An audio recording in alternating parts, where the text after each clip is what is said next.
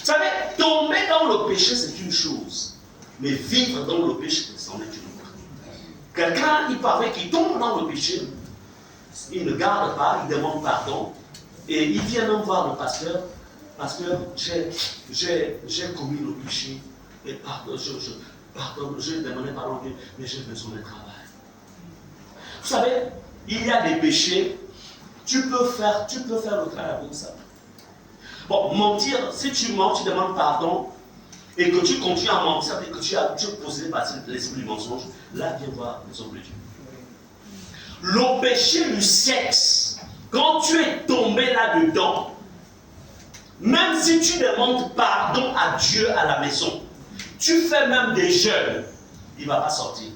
Parce que le péché du sexe ouvre automatiquement la porte à une possession démoniaque.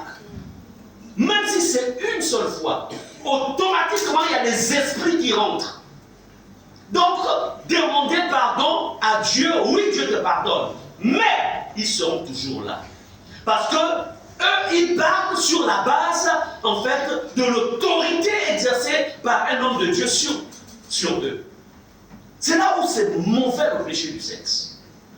Est-ce que vous comprenez cela?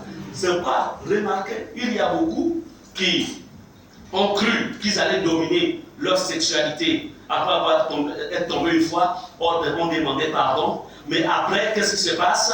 Ils repartent. C'est-à-dire qu'ils ne font pas exprès. Mais il y a comme une force qui les ramène, qui les amène à céder à nouveau. Et puis elles essaient de résister. Mais, et puis, c'est plus fort que moi. En vérité, pourquoi c'est plus fort? C'est parce que l'esprit de fornication a pris place en toi. Et il n'a pas été chassé. Est-ce que vous comprenez cela? C'est ça. En vérité, un enfant de Dieu n'a pas besoin de lutter contre le péché. Moi, je ne lutte contre rien. Je ne lutte contre rien. Je ne lutte pas. Je ne lutte pas. Quand ma femme est loin de moi, je suis comme un bébé de 2 mois.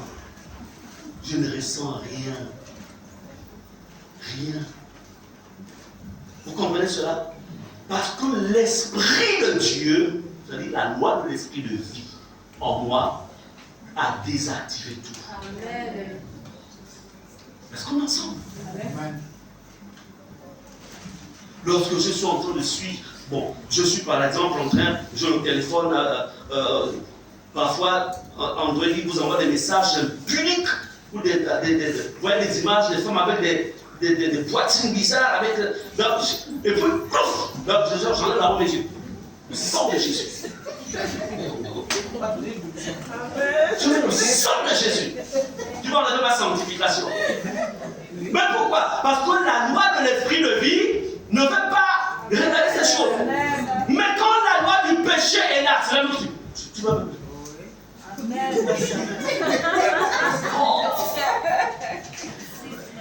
Tu insistes même sur l'image. Pourquoi? La loi du péché. Et puis quand elle fait en Christ, c'est là que je duplique. Mais tu cliques le mec, attends, tu as plus peur du frère que de Dieu.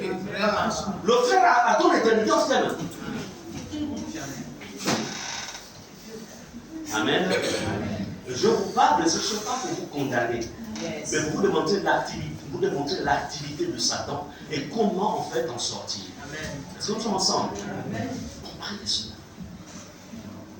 Comprenez qu'une fois, c'est-à-dire que le niveau où vous êtes arrivé, la Bible dit, si après s'être retiré des souillures du monde, par la connaissance du Seigneur et Sauveur Jésus, il s'y engage de nouveau. C'est-à-dire que tu t'y engages en voulant ces choses que le Seigneur t'a délivrées.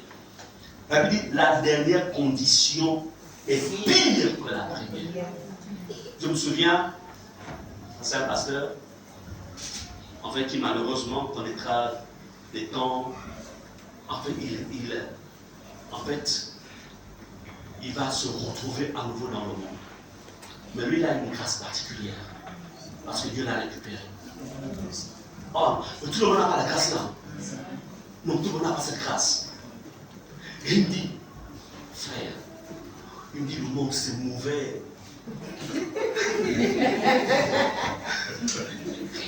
Il me dit, le monde est mauvais. Je dis, comment c'est mauvais? Oh non, non, non. C'est-à-dire que le monde, quand il te récupère, il te fait, il te dit, il te démontre que tu as perdu trop d'années. Donc il faut tout avaler en un laps de temps. Ah bon? Et je dis, le pasteur, il dit, frère, heureusement que Dieu m'a aidé. Et Dieu l'a vraiment aidé. Parce que je connais aussi des collègues qui aujourd'hui sont tristes. On essaie de dire rien. Le monde. Oh non. Moi je dis à Dieu, dans mon alliance, j'ai dit Seigneur, toi, je t'ai accepté, j'étais jeune. Toi tu connais l'avenir. Si tu sais que dans 3 mois je vais t'abandonner, tu m'en es pas. Je préfère que tu me retires avant, mais je ne veux pas me retrouver dans les mains de celui que j'ai combattu. Et de manière éternelle. Je ne veux pas, est-ce que les oreilles là même vont me l'exister, puisque tout sera des flamme. Je dis, je ne veux pas me retrouver. Est-ce que vous comprenez cela? Amen. Amen. Satan est méchant. Donc, une fois tu es en Christ, sache que si tu chutes, ce n'est pas évident que tu retrouves le même degré de consécration que lorsque tu étais, comme lorsque tu étais avant, si ce n'est que sur la base d'un travail vraiment profond. Ce n'est pas souvent évident. Et le péché, le problème du péché, dans Romains 6, 23, il est écrit, car le salaire du péché, c'est la mort. Non, laissons-nous d'abord le traduire. Laissons-nous la première partie là. Le salaire du péché, c'est la mort. Donc il faut savoir que le péché dans lequel les gens se retrouvent là, son salaire, c'est la mort.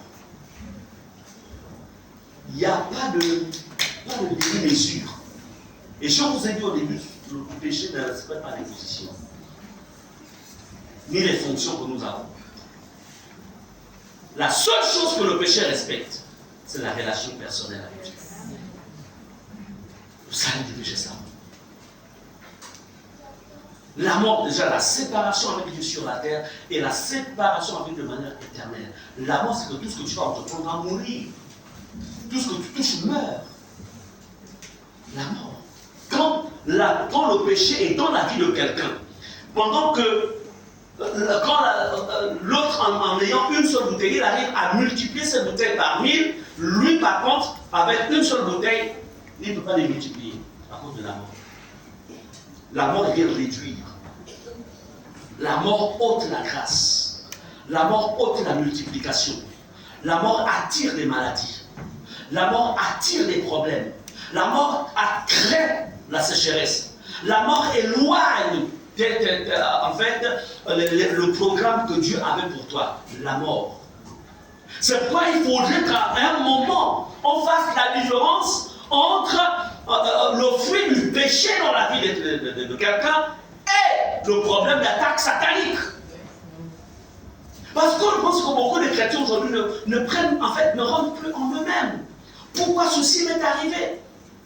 C'est vrai qu'on enseigne tellement aussi parfois sur les attaques démoniaques, ce n'est pas faux. Mais il y a beaucoup de vies qui sont en fait bloquées à cause du péché. Amen. Amen. Le salaire du péché, c'est la mort. Certes, il y a l'enfer au bout, mais la mort commence sur la terre. La vie n'avance pas. Pendant que d'autres avancent, mais toi, tu n'avances pas. Le problème du péché, c'est qu'il y a deux dimensions du péché. Il y a le côté visible du péché, il y a le côté caché. C'est-à-dire que tu marches avec ta soeur, ton frère, mais en tout temps, au fond de ton cœur, en fait, tu la jalouses. Mais c'est le péché. Mais physiquement, on va aller manger une pizza ensemble. Mais ça, c'est visiblement. Mais dans le cœur,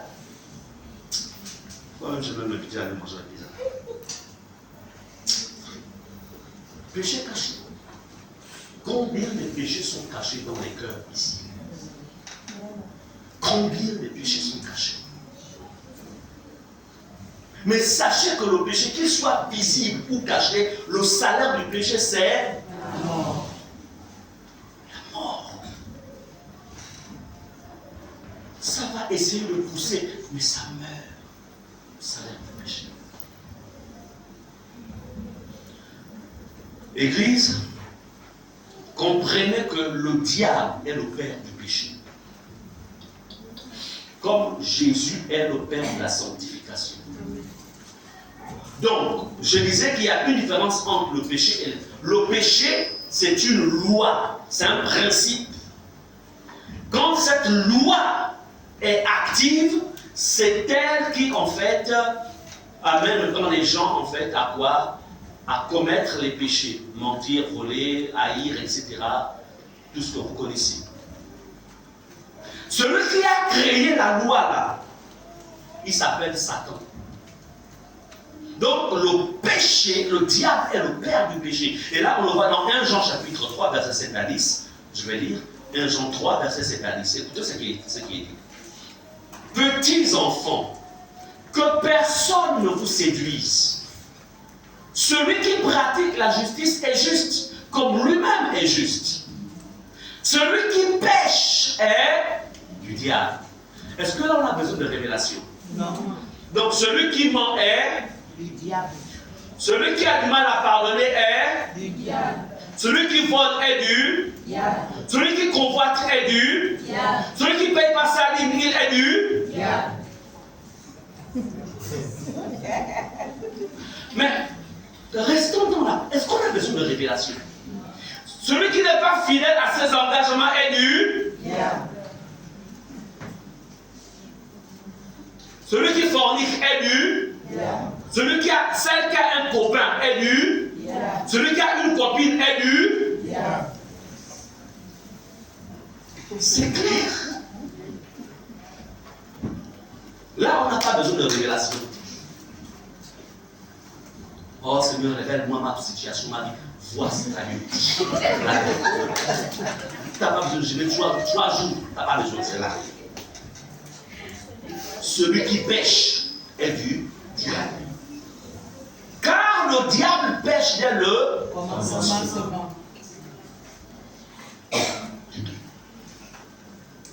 Le pasteur qui ment est du Diable. Le prophète qui sort avec les chantes est du Diable.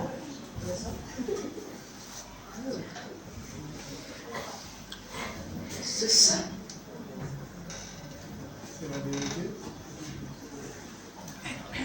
L'apôtre qui crée des voyages parce qu'il y a eu 10 millions qui sont rentrés dans la caisse. Il crée des missions de tout genre est du Diable.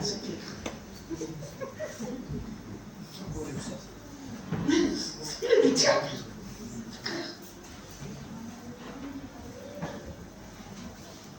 Amen. Amen. Frère, écoutez, peuple de Dieu. Dieu ne fait pas de favoritisme. Dieu, il n'y a pas de demi-mesure. Il a taillé en fait sa parole d'une certaine manière et on doit tous y entrer. Il dit, le Fils de Dieu a paru afin de détruire les œuvres du diable. Donc si le Fils de Dieu a paru dans ta vie, les œuvres du diable ne peuvent plus être manifestes. Et il y a quelque chose que Dieu a mis en nous. On appelle ça, la Bible déclare dans Proverbe que l'esprit de l'homme est la lampe de l'Éternel. Et il nous a donné aussi son Saint-Esprit. Vous savez, lorsque vous êtes en relation avec le Seigneur, je répète, il peut arriver qu'un enfant commette un péché. Ça arrive. Mais la vérité, c'est que dès qu'il commet, il y a une alarme interne. Amen. Ça te laisse plus tranquille. Amen. Non, c'est que tu peux même ta femme, tu peux plus la regarder dans les yeux. Mais chérie, non, après. Et puis le blessé dit confesse. Confesse. Confesse, tu sais ce que tu as fait. Et puis, à cause de l'esprit de Dieu qui est là. Bon, écoute, chérie, en réalité, j'ai pris ta carte bancaire. Je suis allé sans t'avertir. J'ai retiré. Amen. Maintenant, il faut accepter les foudres. Elle va se fâcher parce que. Accepte. Ne dis pas, attends, mais si vous retrouvez parler comme ça, c'est la même alors, non? Accepte. Tu as détourné l'argent. Bon, c'est qu'il y a aussi beaucoup qui confessent les péchés, qui pensent qu'on doit les. Ok, c'est l'amour. Bon, quand tu as confessé ça, c'est pas, elle a le droit d'être en colère. Il a le droit d'être en colère. Est-ce qu'on est ensemble? Je voudrais surtout parler, revenir sur la sensibilité intérieure. Je peux vous dire une chose. Lorsqu'un enfant de Dieu perd sa sensibilité spirituelle et se met à vivre dans le péché, frère, ne te trompe pas, tu es sur le chemin de l'enfer. Ça, je te le dis, tu es sur le chemin de l'enfer. Parce que, en d'autres termes, tu as tué la conscience. Tu as tué.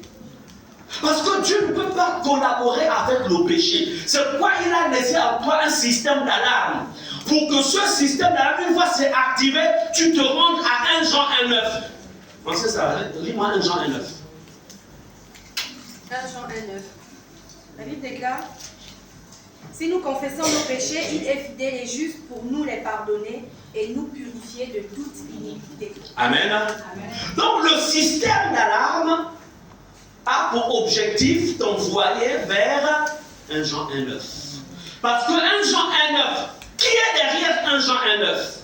C'est qui? En fait, celui qui t'attend, c'est qui? C'est celui dont les mains ont été percées, les pieds ont été percés, le côté a été percé, la tête a porté une couronne. Il t'attend. Vous comprenez cela? 1 Jean 1,9 t'attend. Mais comment 1 Jean 1,9 peut fonctionner dans ta vie si l'alarme ne fonctionne plus? C'est là où vous voyez en fait plusieurs maintenant pratiquer le péché. Ils pratiquent, ils vivent là-dedans. Non, il a promis qu'il va me doter. Mais comme il n'a pas encore de moyens, on attend. Les moyens ne viendront pas. Satan va tout bloquer pour que vous demeuriez là-dedans. Au moment où il essaie de mettre 700 000, Satan va voler cela en créant, faisant que sa mère soit malade. Pour que les 700 000 aillent traiter la santé de sa mère. Le péché. Quand quelqu'un est dans le péché, Satan fait tout pour que tu n'en sortes pas. Donc ce matin, toi-même tu sais, si tu es de Dieu ou si tu es du diable. Toi-même tu sais, c'est pas moi, c'est la parole. Celui qui pêche est du diable. Verset 9. Quiconque est né de Dieu ne pratique pas le péché. C'est-à-dire qu'il ne vit pas dans le péché. Parce que la sémence de Dieu demeure en lui. Et il ne peut pas pécher. Parce qu'il est né de Dieu. C'est clair. Comme tu sais. Donc, alléluia, oh, Jésus m'aime. Alléluia, oh, il y a la joie. On a un musicien ici là, qui est responsable, qui est chargé, en fait, du succès du temps passé.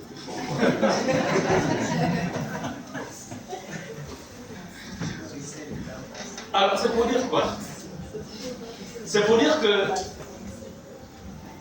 on peut chanter des cantiques, il ne va être sauvé, être loin du salut. Amen. On peut même intercéder dans l'intercession, mais être loin du salut. On peut prêcher comme je prêche, mais être loin du salut. L'Église, la Bible, on ne peut pas la falsifier. Si Dieu a dit, quiconque est né de Dieu ne pratique pas le péché, c'est ce que ça veut dire. Il n'y a pas autre chose derrière. Ça ne veut pas dire qu'on peut pécher aujourd'hui, on demande pardon, on revient sur le même péché, on demande pardon, on revient encore sur le même péché. Ce n'est pas ce que ça veut dire. On appelle ça se moquer de Dieu. Il est écrit qu'on ne se moque pas de Dieu. Écoutez la suite. Verset 10. C'est par là que se font reconnaître les enfants de Dieu, les vrais pasteurs, apôtres, prophètes. C'est par là. Et les enfants du diable. Oh, quelle est la différence? Donc on ne reconnaît pas les enfants de Dieu en faisant tomber tous les jours les gens au sol. Compris? Non, non, non. C'est pas quand on les pose les mains, les gens s'envolent au sol. C'est pas ça. Oh, non, c'est pas par une prédication puissante, les gens disent Alléluia, oh, il y a des cris. Non, ce n'est pas ça. Les hommes, eux, ils ont leur standard, l'homme a établi ses standards. Et moi, Dieu, j'aimais. Amen. Yes. Et Dieu dit, c'est par là que se font reconnaître. Comment? Quiconque est né de Dieu ne pratique pas le péché. Question, quand tu regardes ton propre cœur, est-ce que tu es encore né de Dieu? Ou tu es dans l'agonie? Si tu es dans l'agonie, le Seigneur te ressusciter, il n'y a pas de problème. Mais sache que quiconque est né de Dieu ne pratique pas le péché. Ah non, parce que tu sais, cette situation m'a fait tellement de mal. Donc, ce que l'enseignant m'a fait. Je peux pardonner à tout le monde. Ce qui m'a fait c'était mal. Peut-être que je pardonnerai un jour, mais là, intéressant. Il n'est pas permis de jouer, mais là, il joue même. Attends, le péché c'est-à-dire que le mal que l'autre t'a fait est tellement, est si élevé au-dessus de la croix de Christ. Non. Non. Amen. Amen. Le pardon que Jésus a exercé vis-à-vis de toi n'était pas aussi cher. Quelqu'un qui n'arrive pas à pardonner son prochain est encore dans le camp du diable. Celui qui pêche est du diable. C'est pas moi qui le dis, n'est pas le pasteur. C'est écrit dans la Bible. On a lu la référence 1 Jean 3, 7 à 10. Si tu ne crois pas la parole, là, quand tu arrives à la maison, tu déchires la partie de ta Bible. Non, si tu déchires, si tu es dans quadruple péché. Est-ce qu'on est ensemble? Donc, quiconque ne pratique pas la justice n'est pas de Dieu, non plus que celui qui n'aime pas son frère. Bien, nous sommes là pour que vous compreniez le problème du péché, parce qu'il y a beaucoup qui s'amusent avec le péché. Il y en a peu.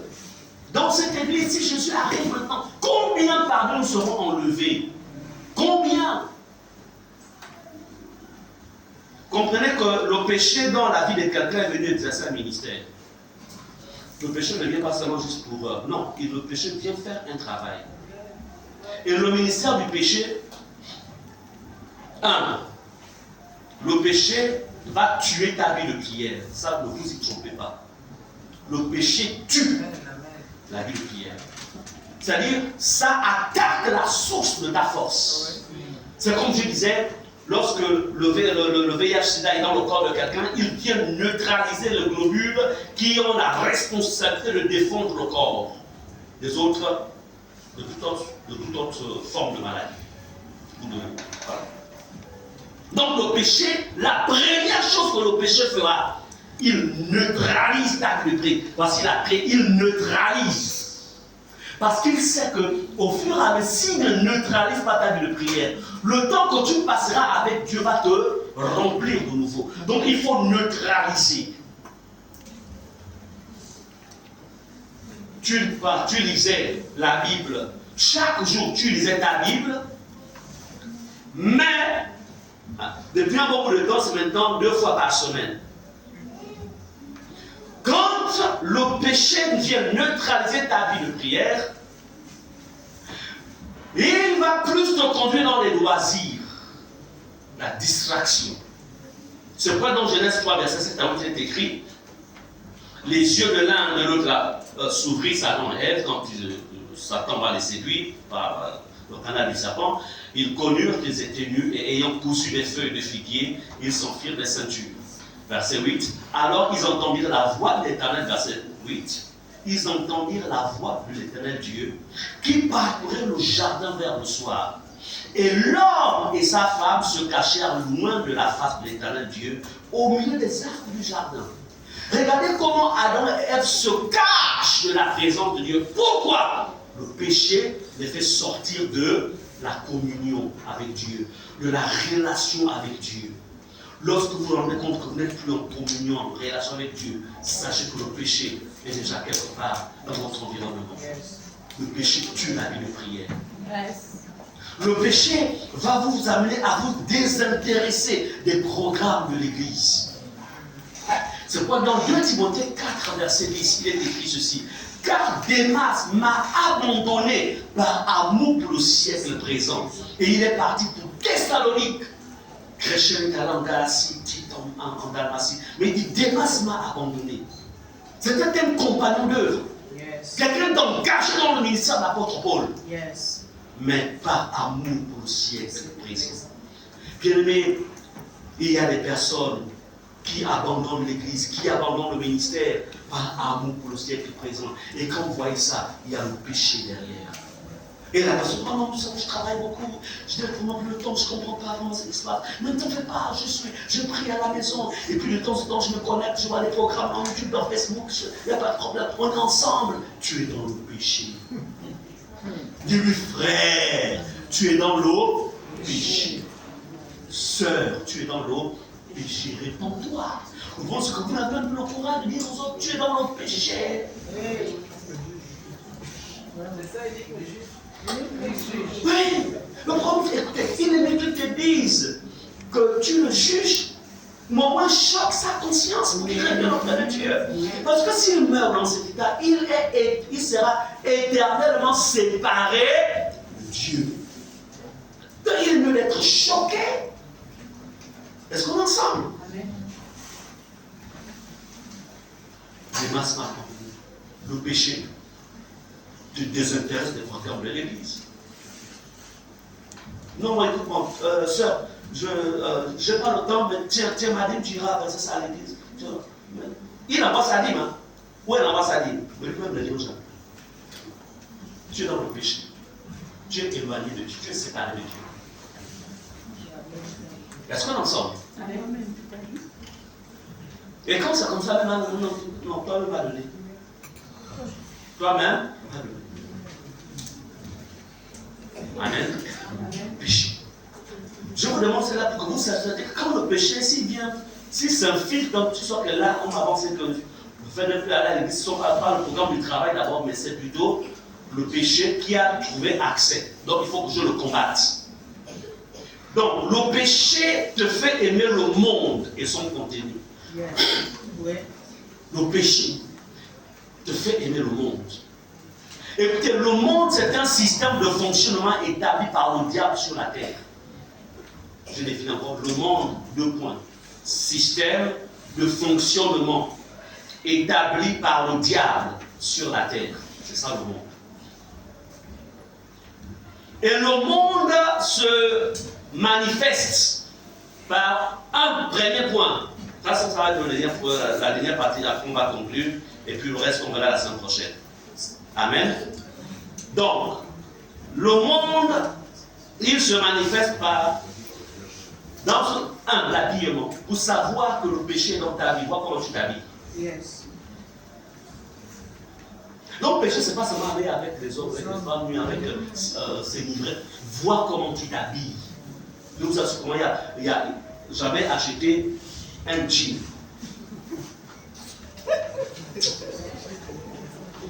Le jean là, j'ai porté ça une fois. Ma conscience a commencé à s'activer. Ah, mais c'est tout serré. Mais j'ai vu l'argent que j'ai dépensé. Je suis sorti avec ça. Mais la conscience, c'est-à-dire que la larme interne continue à sonner. Il continue à C'est là. Je vais chercher quelqu'un qui n'est pas aussi, qui a une bonne taille là, assez mince, affiché avec un jean. Amen. Donc, elle s'en jette de chat, qui est moins costaud que moi. Hein? La première fois qu'elle a découvert, je vais lui donner le jean. C'est là mon placard là-bas. Je vais porter juste une fois. Et puis moi, je vais mettre ça à la maison, donc je peux rester au salon. Mais si on me visite aussi à la maison, on dit oh, basta, je vais à la maison. C'est dans le placard. Donc on est pasteur partout. Dehors on est pasteur, à la maison on est pasteur. Mais écoutez, ce n'est pas pour un vêtement que vous allez ouvrir les portes de l'enfer. Écoutez ce que l'apôtre Paul dit dans la version parole vivante. 1 Timothée 2,9. Je veux aussi que les femmes, les sœurs de l'église, puissent en Aïfata. On dit, je veux que les femmes de l'église, Réma Aïfata, s'habillent correctement. Elles doivent avoir une tenue digne et simple. On va s'arrêter là. Sans coiffure compliquée. Donc, il y a même des coiffures compliquées. Ça, c'est parole vivante qui dit ça. Donc, l'apôtre Paul, dans la version du second, dit je veux aussi que les femmes, vêtues d'une manière décente, avec pudeur et modestie, ne se parent ni de tresses compliquées. Bon, on ne va pas lire le reste là. Ça, c'est pas. Nous, c'est la première partie qui nous intéresse. Qu'est-ce qu'on appelle quand est-ce que le monde s'inscrit dans notre habillement? Lorsque, en fait, ce qui n'est pas décent, on appelle ça, en fait, c'est contre. C'est indécent. Donc, il a un manque de pudeur. Est-ce qu'on en sort? Un manque de pudeur.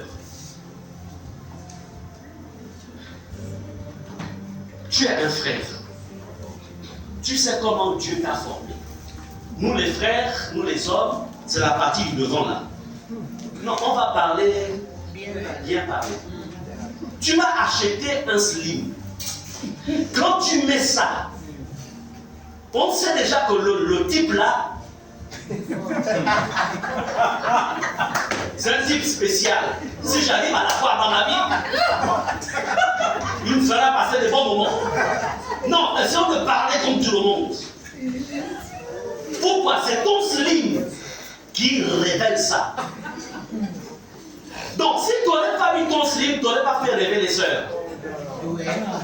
Est-ce qu'on est ensemble? Non, mais l'homme regarde ce frère, bien sûr. Donc, ça veut dire que si tu es un frère sérieux, qui n'est pas animé par l'esprit du monde, tu ne mettais pas en fait des tenues, un habillement qui réveille l'essence charnelle. Maintenant, tu es une sœur. Tu n'es pas une chinoise. Tu es africaine et gabonaise. Le derrière, le devant, Et quand tu t'habilles, tout ça s'est révélé. On appelle ça manque de pudeur. C'est ce que l'apôtre Paul dit. Je veux aussi que les femmes s'habillent décemment. Est-ce qu'on est ensemble? Amen. Décemment, correctement. Parce que ces choses-là, c'est ce qui conduit en enfer. Ça ouvre les portes. Amen. Amen. C'est le monde. Le monde, c'est pas seulement le langage. Non. Le monde, c'est l'habillement. Je ne sais pas. C'est toi qui t'as répondu à au bureau. Où j'ai reçu quelqu'un, hein? Elle avait une tenue, hein? Qu'est-ce que je lui ai dit? Non, c'est une robe en fait qui s'arrêtait à sa belle. Qu'est-ce que je lui ai dit? Tu peux rappeler?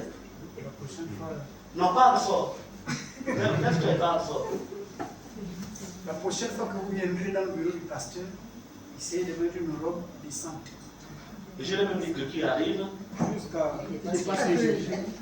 Bon, elle, je ne peux pas être trop dur avec elle parce qu'elle est encore nouvelle. Maintenant, quand une nouvelle vient comme ça, pendant que le pasteur au bureau lui dit que quand tu viens à l'église,